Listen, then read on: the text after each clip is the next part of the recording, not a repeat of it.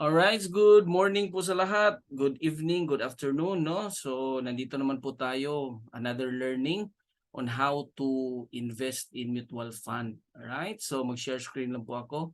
So, kung ikaw man ay mag-invest or yung ka-teammate mo, punta ka lang dito sa portal mo. Login mo lang. After ka mag-login, antayin mo lang. Pwede ka dadaan dito sa view portfolio, right? And pwede din, no, pindutin mo lang yung add subscription. Okay? Ganon. Add subscription. Tapos, pwede din na sa sarili mong code or ibang code yung ka-teammate mo.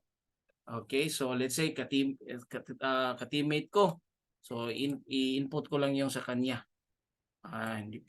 Right? So, ang code po niya is nandito po. Yan. Si Lizelle. So, copy. O, copy lang. Tapos, i-paste ko dyan. Okay, magsi-search siya.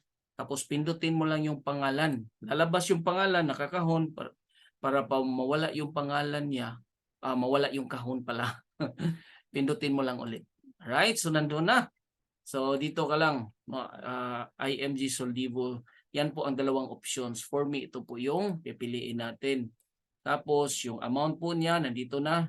Okay, so nasa sayo lang kung magkano. So, 1,565. Wait. Right, so 1,565. Right, so pindutin mo lang yung next.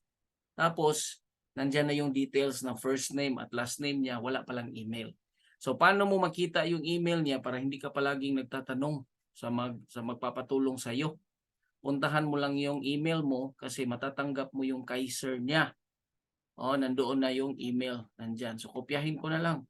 Copy email address and babalik ako doon. I-paste ko. Yan. After ma-paste, lalabas na po yung options paano hulugan. Okay? Ganon lang. So, mamili ka lang. Video bills payment, Palawan, online bank transfer, pay at cashier.